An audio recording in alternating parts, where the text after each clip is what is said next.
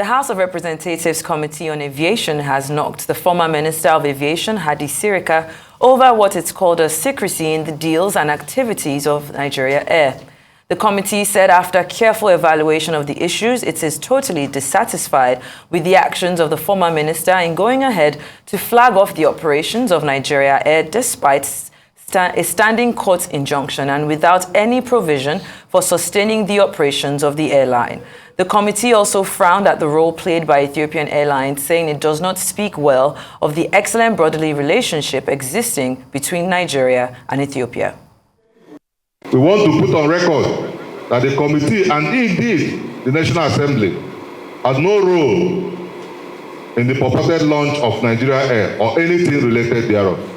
We as a committee will not accept any attempt by any individual or group of individuals or organization to hide under the project Nigerian Air and siphon our commonwealth. Consequently, the committee hereby resolved to 1. Direct the Federal Ministry of Aviation and its partners in the Nigerian Air project to immediately suspend any operation regarding to Nigerian Air and every other action with respect to Nigerian Air. 2. Urge our new president, Bola Ahmed Tinubu, GCFR, the President and Commander-in-Chief, to, as a matter of urgency, constitute a high-level presidential committee to undertake a holistic review of the processes of the whole Nigerian Air project and advise the government on the way forward. 3. Ensure that all individuals or groups or organizations involved in the controversial Nigerian Air takeoff are brought to book, prosecuted and sanctioned. Well, Olumide Ohunayo is a member of the Aviation Roundtable and an aviation analyst. He joins us now to discuss the probe by the House of Representatives in the launch of Nigerian Air and other matters arising from the unveiling of the national carrier. Welcome to the show. Welcome to Newsday. Good afternoon. I think the one thing that stood out for me, about this, the House of Representatives Committee on the matter was that it is calling for the prosecution of those involved in the unveiling of the national carrier by the previous administration, of course, describing it as a fraud. I want to know what your thoughts are on this. Do you think it's a criminal offense or was it just negligence? It's criminal offense. It's not negligence because we're totally deceived, and the industry, the stakeholders have always cried against the Nigerian Air project. I'm surprised the Senate and House committee are just waking up to the party when there are barely 3 days to pack their bags and leave. But since they've just woken up, good morning to the Senate and House committee. There was nothing new in their resolution yesterday. That resolution has always been in the industry. We've been crying about that. All I really want to add to what they've said is that rather than put that probe on Nigerian Air alone, they should go further and look at all the approvals and funds given to the industry by the Federal Executive Council. Because that council was just nodding at any document brought in by Hadi Sirika, and it was getting approval. So we need to go back all that way to see what happened to those funds. The agencies under the ministry, they need to probe and audit the accounts and staff strength. Because what he did was to pile the agencies also with extra staff and expanded directorate for the same people who the unions are running all over the state, asking for constitutional adjustment and new salary structure. Then you are adding more directorate and you are employing that's going through the necessary regulations and the Federal Character Commission. So I think they should go beyond the Nigerian. That Nigerian way is inevitably you must probe because it's all a fraud. Now, based on you being as savvy as you are in this industry, how did it strike you? How did it come across to you when you listened to the defense of, the acting MD saying that it was not a launch, it was not an unveiling, it was just, to show you what the logo would look like on the. Well, I'm just wondering how it came across to you. Looking at you, I don't know how it came across to me. This logo was unveiled 2018 in Farnborough, United Kingdom. 2018, that's when they unveiled that logo. And then, if you remember, there was so much cries about the cost and why going to London to unveil it when the airline belongs to Nigeria and was going to be a national carrier. So I don't understand what they mean by unveiling. What were they unveiling again? You brought an aircraft. It was just a static display that they did on the 27th. But what they promised us on that Friday was that they were coming with an airline that we start flying. But what did we get? We were both deceived by the water cannon reception given to that aircraft when it landed at the airport. You don't do that for such aircraft. You only do that water cannon for a new carrier that is operating its first scheduled flight to your airport. That was deception. And again, the aircraft stood there. You said it was starting to display. Why were you not bold enough to come out with the crew? There you go. Why were you not able to come out with the crew? You have seen the Ethiopian crews, both the cabin and cockpit. Why didn't you take people into the aircraft to go and see the aircraft that is for them? That aircraft operated a week before to Israel on behalf of Ethiopian Airlines. You chartered that airline to come to Nigeria. We paid for that charter, and he went back with some Ethiopians, part of our own expenses. And the next day, the aircraft operated scheduled flight for Ethiopian Airlines to Mogadishu. So all you are seeing there was just the sticker of the Nigerian Air. I'm sure as was landing at Addis Ababa, they just used a stronger water resistant water hydrant to remove the Nigerian Air. So it was pure deception, pure scam. And look at the funds that have been expended. Look at the time that has taken. And I must tell you, in the last, the minister came in with the government in 2015, and it went to work immediately, almost immediately. Look, if we remove 6 months, look at the time it took the former president to appoint his ministers. We're looking at about 7.5 years. In that period, listen to this: Ibom Air came on board. Desert Nigeria came on board. Green Africa came on board. Value Jet came on board. Rano Air had just come on board. Binan Air had just come on board. Nigerian Eagle was at the verge of coming in. The AOC was ready. People was the aircraft, 3 aircrafts, not 2, 3, not 1. That was there was no static display. The 3 aircrafts were on ground in Lagos here. Just for them to start, the day they were supposed to pick up their paper, the same minister went behind and ensured that thing was not released, the document was not released to them, because the color and name was similar to the stillborn Nigerian Air, and they didn't want somebody to take the shine away. And now, look at the whole government with all the funds, resources, and power available to you. You appointed the DGNC, you appointed the MD Namalco, so you have easy access to get whatever document you need to get. But the struggling Nigerian investors were able to build these airlines all this period, and they're all certified and having the aircraft here. Then only for us, even one that has the government, that has the power of government, bringing an aircraft that belongs to Ethiopian Airlines to deceive Nigerians. And no, it shouldn't go unpunished. You've just spoken about, the process that they would have to get through to get the AOC yes. approval, which Yes. is one of the things that he said that because that AOC approval had not been gotten, then it was clear that the airline wasn't in operation and they had not even started selling tickets. So I want us to talk about that. What's that process like? Is this something that could have been, blatantly kind of like looked over, or is this we're looking at the intentionality of the AOC approval? You can't look it over because there's a process, and the whole world is. So how was there a launch if there was no AOC exactly approval? what were you launching? What were you unveiling? The logo. But we did that for the 2018. He did the on the plane. Okay, he reunveiled. He reunveiled. That's what he said. Don't talk about launching, because he deceived the president and every other person that he was going to launch on that day. So it was only that day that everybody knew you cannot launch because you didn't even have an AOC. And you see, they made an attempt to use the AOC of the same Nigerian Eagle that they had held on to their document. But unfortunately for them, just about 2 weeks before then, Arik got judgment against AMCOM. So they could not go for that AOC again, because those aircraft were belonging to AMCOM and they were from Arik. So they couldn't go on that mode again. That's why they had to run back to their Nigerian Air AOC. And look at what has happened today. Now, all the while, when you came, you said, look at AMCOM. AMCOM is owned by the government.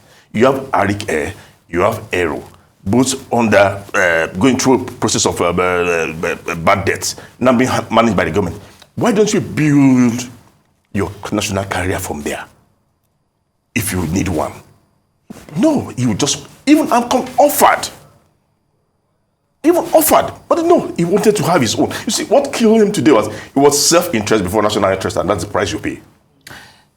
Now, when you look at the fact that everything, what looks like the foundation of Nigeria is rooted in secrecy and deception and lack of transparency, when this probe actually happens, if things go as planned, what would you say would be the future of Nigerian Air, looking at how it started? I think it's dead and buried. Simple. It's dead and buried. Dead and buried. Look, Rwanda Air, just Rwanda, they don't have the same population as ours. Qatar Airways was trying to get in there to partner. It was the same difficulty and not its opaque programming that made them move to Rwanda. And they got 49% in Rwanda and paid about $1.2 billion into the Rwanda's account. How much has Ethiopian Airlines paid for the 49%? Government supposed to have 5%, but if you look at it all through, look at the committee yesterday.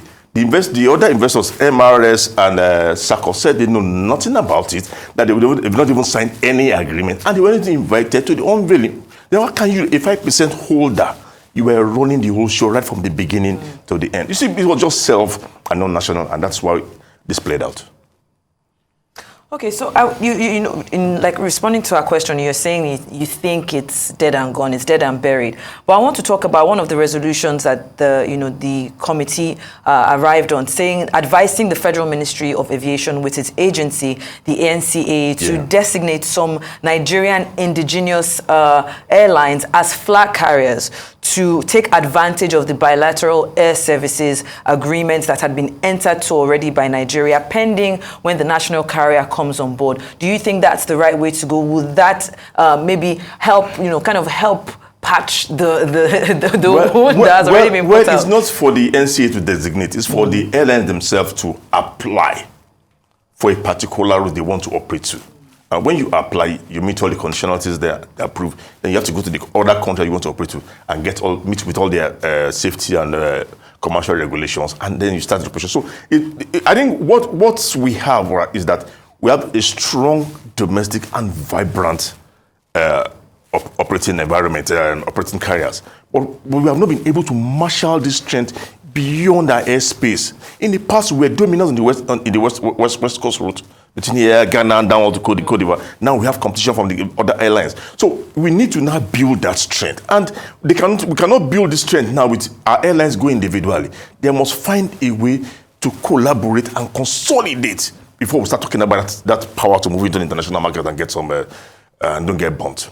I want to expand this beyond, what's happened in Nigeria. Because one of the things that was mentioned is what this does to our image. Looking at the international community, what they could probably be thinking looking at this. But at the same time, I would also like to ask you about Ethiopian Airlines, because what was also said by the committee is this does not speak well of the relationship between Nigeria and Ethiopia. So in that, looking from those two aspects, what's your take? I heard it what you, and I was not direct, I don't know how I forgot. It was not the Ethiopian government we were dealing with. We're dealing with Ethiopian Airlines, and it was business to business. That was what should have been. If the Prime Minister had not come out with his head, hold on to it and said, yes, I'm there, I'm the owner. It would have been a business to business thing, and we wouldn't have gone into this mess we are in. But you see, Ethiopian Airlines is the most profitable airline in Africa, and they've always wanted to get into the Nigerian market. They've made all efforts to get in. So if somebody does say, come, I'm going to give you a platter of gold, what do you expect them to do? They're going to grab it.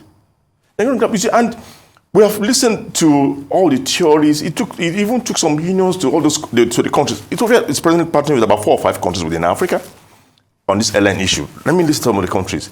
You have Togo, you have Zambia, Malawi, Congo Democratic Republic. But you see, one thing that all these airlines have in common, they don't have a single domestic airline. So the airline that Ethiopia formed for them is the airline that is operating their domestic market. And when they do that, the domestic flight, they just operate with their capital and feed the Ethiopian carrier to take passengers from there to outside their country. But we are not in that league. We have over 12 vibrant domestic carriers. So you cannot pin us down to Ethiopian Airline. And it's not Ethiopian Airline. We are both in Africa. We are both going fighting for the control of the single African airspace market. It's not the Ethiopian Airline we need if we really want to develop that international. We need to partner with an airline outside the continent.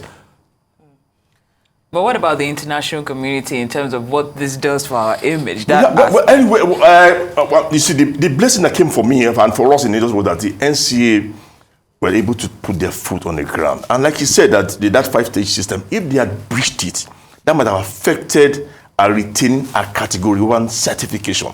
But you see, they avoided all pressure. Look at the day of the unveiling. There was no notable aviation person there. None of his agencies airs were there. It was just him and some strangers.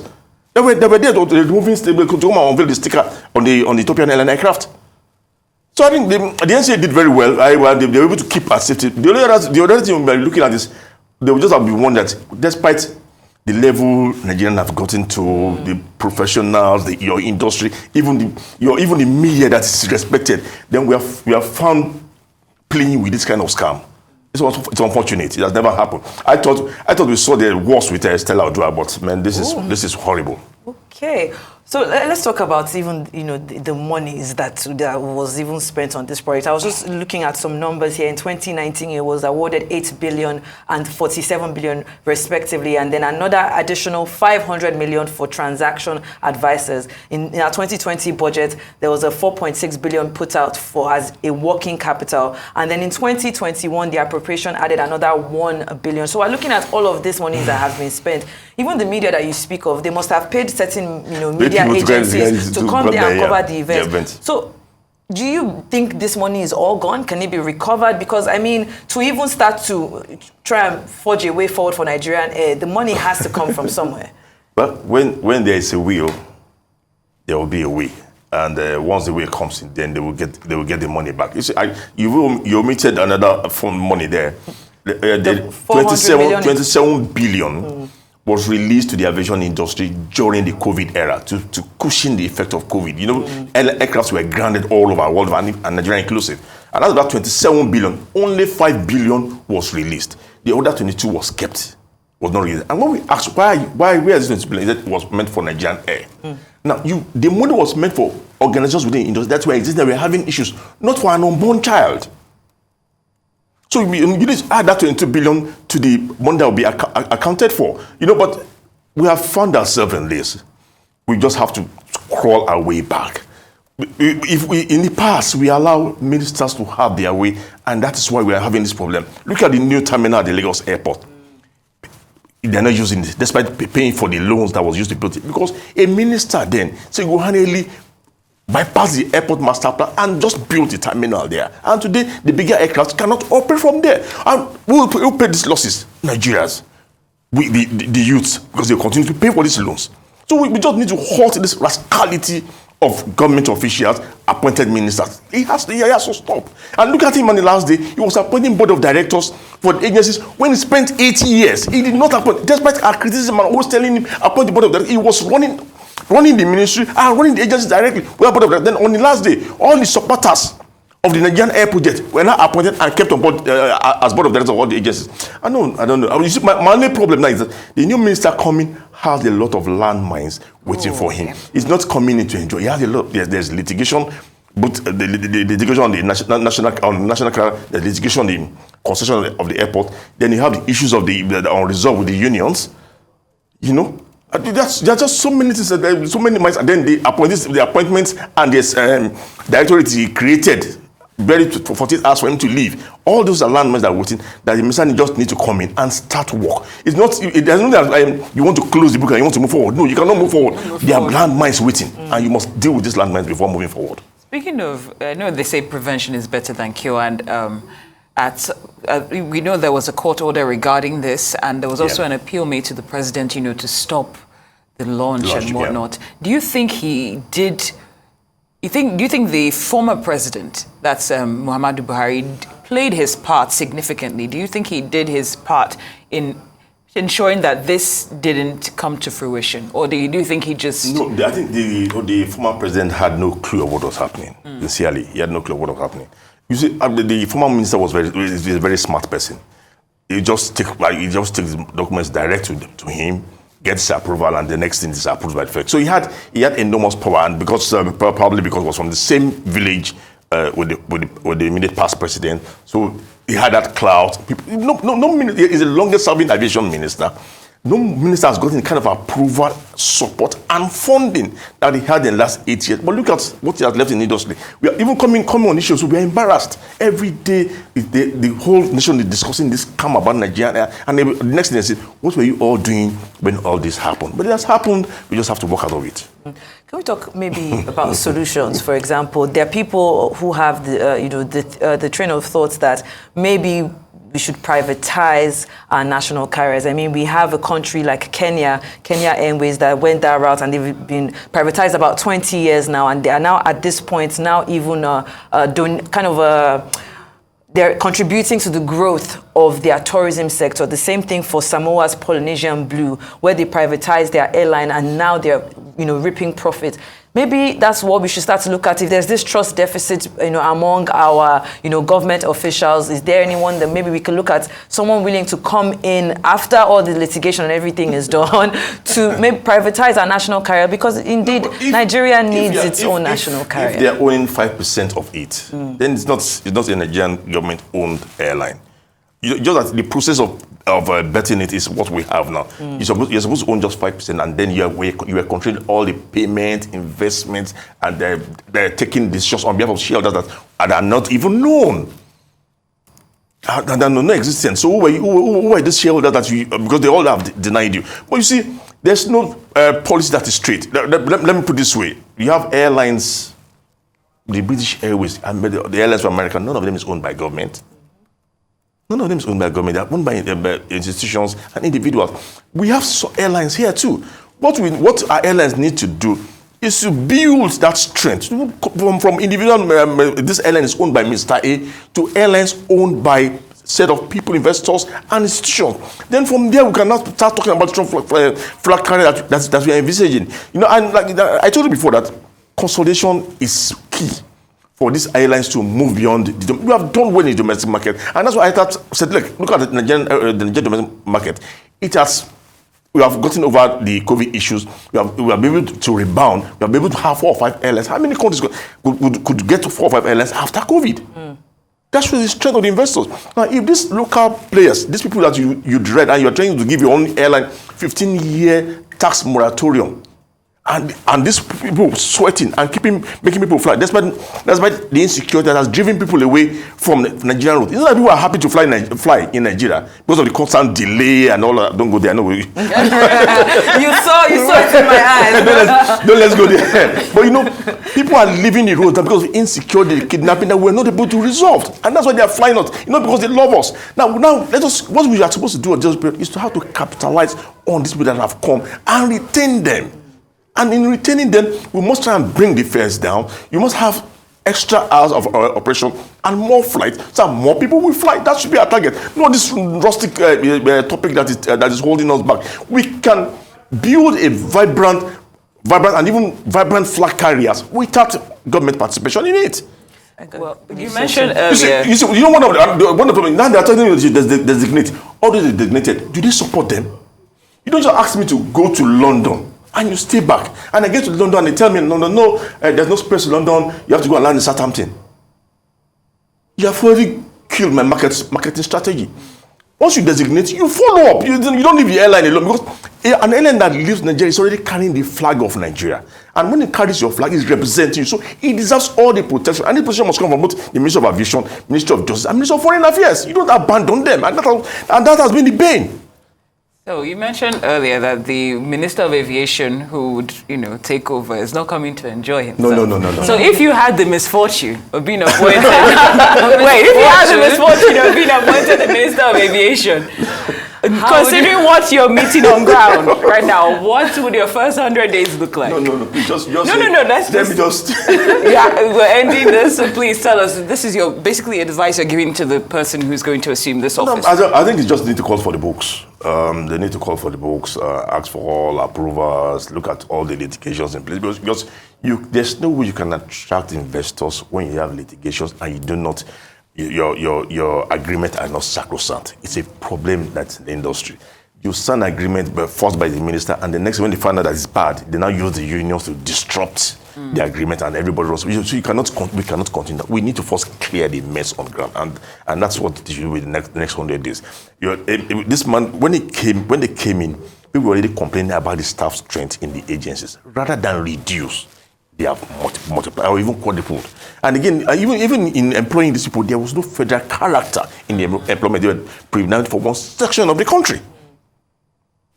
Again, departments were upgraded to directorates, expanding expenses on the agencies. These are the same agencies that are complaining.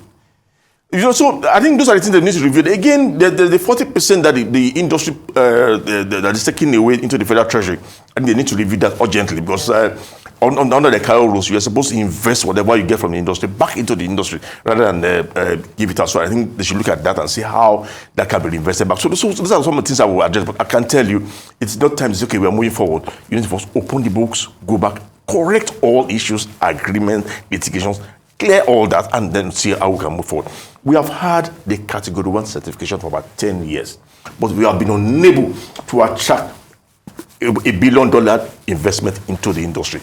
Countries without this Category 1 certification are doing this. This is the area we need to address and see how we can get foreign direct investment. We cannot continue to be waiting for only Nigerian investors. We need to get foreign direct investors to join us.